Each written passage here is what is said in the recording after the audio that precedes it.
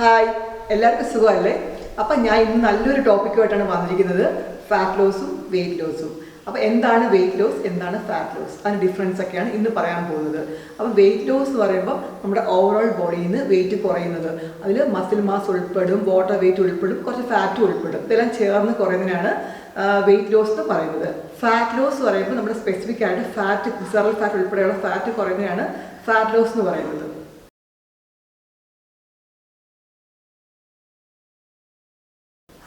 തീർച്ചയായും fat loss ആണ് ഏറ്റവും നല്ലത്. ഫാറ്റ് കുറയുമ്പോൾ നമ്മുടെ വെയിറ്റ് കുറയുക മാത്രമല്ല, നമ്മുടെ ഹെൽത്ത് കണ്ടീഷൻസ് പല മടങ്ങ് ഇമ്പ്രൂവ് ആകും. ഹാർട്ട് ഡിസീസ് പോലുള്ള അസുഖങ്ങൾ വരത്തില്ല, പലരും ക്യാൻസറിനെയും ചേർക്കാൻ പറ്റും. മാത്രമല്ല നമ്മുടെ ഷുഗർ ലെവലെല്ലാം നല്ല കൺട്രോൾ ആവുകയും ചെയ്യും. മറിച്ച് വെയിറ്റ് ലോസ് മാത്രമാണ് നടക്കുന്നതെങ്കിൽ നമ്മുടെ സ്കിന്നൊക്കെ ഡള്ളാകും, സാഗി സ്കിന്നാകും, മുടി കൊഴിച്ചിലുണ്ടാകും, നമ്മളെ കാണുമ്പോൾ തന്നെ നമുക്കൊരു ഒരു ഹെൽത്തി ലുക്ക് തോന്നുകയില്ല. ഫാറ്റ് ലോസ് നടക്കുമ്പോൾ നമ്മുടെ ബോഡിയൊക്കെ നല്ല ടോണായി, നല്ല കോൺഫിഡൻസ് ആയി, നമ്മൾ നല്ല ബോഡി ഷേപ്പിലായിരിക്കും.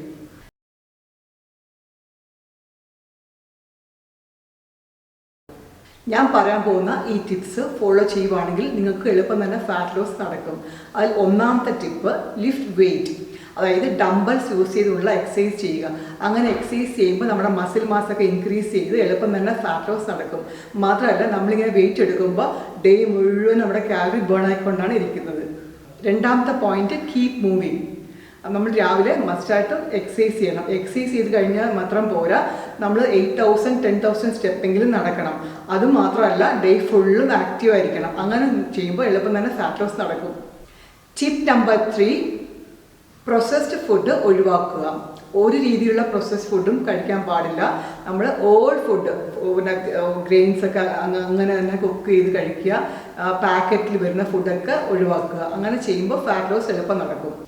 നമ്മൾ ഡയറ്റ് എന്നുള്ള നാലാമത്തെ ടിപ്പ്, ഡയറ്റ് എന്നുള്ളത് ഒഴിവാക്കിയിട്ട് ഈറ്റിംഗ് പ്ലാൻ എന്ന് പറഞ്ഞാൽ മതി. കാരണം ഡയറ്റ് എന്ന് പറയുമ്പോൾ അത് ഒഴിവാക്കുന്നത് ഇത് ഒഴിവാക്കുന്നത് അങ്ങനെയല്ല.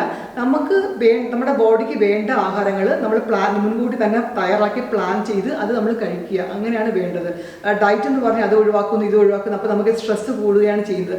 സ്ട്രെസ്സൊക്കെ ഒഴിവാക്കിയിട്ട് ഒരു ഈറ്റിംഗ് പ്ലാനാണ് നമ്മൾ റെഡിയാക്കേണ്ടത്.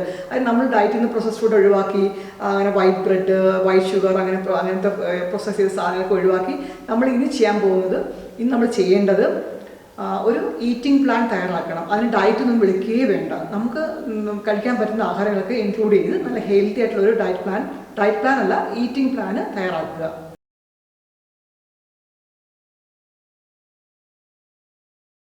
ഞാൻ പറയാൻ പോകുന്ന ഈ ഫുഡൊക്കെ ഡയറ്റിൽ ഇൻക്ലൂഡ് ചെയ്യുവാണെങ്കിൽ എളുപ്പം തന്നെ ഫാറ്റ് ലോസ് നടക്കും. അതിൽ ഒന്നാമത്തത് എഗ് വൈറ്റ്സും എഗ്ഗും, രണ്ടാമത് lean meat, lean meat, chicken ബ്രസ്റ്റൊക്കെ ഇൻക്ലൂഡ് ചെയ്യും അതിൽ. പിന്നെ ഫിഷ്, ഒമേഗ 3 ഫാറ്റി ആസിഡ് അടങ്ങിയ ഫിഷൊക്കെ ഡയറ്റിൽ ഇൻക്ലൂഡ് ചെയ്യണം. ഒമേഗ 3 ഫാറ്റി ആസിഡ് അടങ്ങിയ ഫിഷ് നമ്മുടെ മത്തി, അയല, ചൂണ പോലുള്ള ഫിഷുകളാണ്. അതിൽ ഒരുപാട് ഒമേഗ 3 ഫാറ്റി ആസിഡ് അടങ്ങിയിട്ടുണ്ട്. പിന്നെ നമ്മൾ ഡയറ്റിൽ ആഡ് ചെയ്യേണ്ടത് ലെൻറ്റിൽസ് ആൻഡ് ലെഗ്യൂംസ് ആണ്. അതായത് പയറ്, പരിപ്പ് വർഗ്ഗങ്ങൾ, അതെല്ലാം ഇൻക്ലൂഡ് ചെയ്യണം. നമ്മുടെ എല്ലാതരം പയറും പരിപ്പ് വർഗ്ഗങ്ങൾ, ബീൻസ്, ഇതെല്ലാം ഡയറ്റിൽ ഇൻക്ലൂഡ് ചെയ്യുമ്പോൾ എളുപ്പം തന്നെ ഫാറ്റ് ലോസ് നടക്കും. പിന്നെ ഉള്ളത് ക്രൂസിഫറസ് വെജിറ്റബിൾസ് ആണ്. Broccoli, cauliflower, cabbage, purple cabbage ഉണ്ട്, സാബ ക്യാബേജ് ഉണ്ട്. ഇതെല്ലാം ക്രൂസിഫറസ് വെജിറ്റബിൾസ് ആണ്. ഇത് എളുപ്പം തന്നെ ഫാറ്റ് ബേണിന് ഹെൽപ്പ് ചെയ്യും. പിന്നെ ഒരു നേരത്തെ നമ്മുടെ ഫുഡ് ഓട്സ് ആക്കുവാണെങ്കിൽ ഏറ്റവും നല്ലത്. അതിലും റോൾഡ് ഓട്സോ സ്റ്റീൽ കട്ട് ഓട്സോ ആണ് ഏറ്റവും നല്ലത്. അതില്ലെങ്കിൽ സാധാരണ പ്രോസസ്സ് ചെയ്ത ഓട്സ്, അധികം പ്രോസസ്സ് ചെയ്യാത്ത ഓട്സ് വേണം ഡയറ്റിൽ ഇൻക്ലൂഡ് ചെയ്യേണ്ടത്.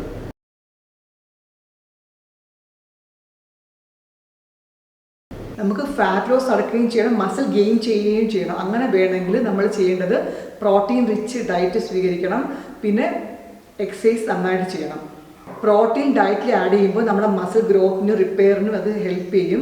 അത് നമുക്ക് ഫാറ്റ് എളുപ്പം ബേൺ ചെയ്യാൻ നമ്മൾ സഹായിക്കുകയാണ് ചെയ്യുന്നത്. അതുകൊണ്ട് ഡയറ്റിൽ നല്ല രീതിയിൽ പ്രോട്ടീൻ ആഡ് ചെയ്യണം.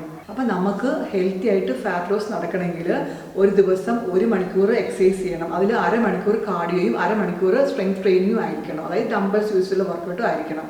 ഇങ്ങനെയൊക്കെ ചെയ്യുവാണെങ്കിൽ ഫാറ്റ് ലോസ് എളുപ്പം നടക്കും.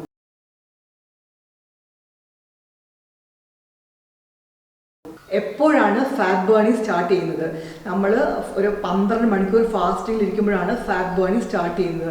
അതുകൊണ്ടാണ് ഞാൻ എപ്പോഴും പറയുന്നത് നേച്ചറിൻ്റെ ഇൻ്റർമീഡിയറ്റ് ഫാസ്റ്റിംഗ് ഫോളോ ചെയ്യണം. അതായത് നേച്ചറിലുള്ള ബേർഡ്സ് ആനിമൽസ് എല്ലാം വൈകുന്നേരം 6 മണിയാകുമ്പോൾ കഴിക്കുന്ന നിർത്തും. അടുത്ത ദിവസം 6 മണിക്ക് സൺറൈസ് സമയത്താണ് ഭക്ഷണം കഴിക്കാൻ തേടി ചെല്ലുന്നത്. അപ്പോൾ 12 മണിക്കൂർ ഗ്യാപ്പ് കിട്ടുന്നുണ്ട്.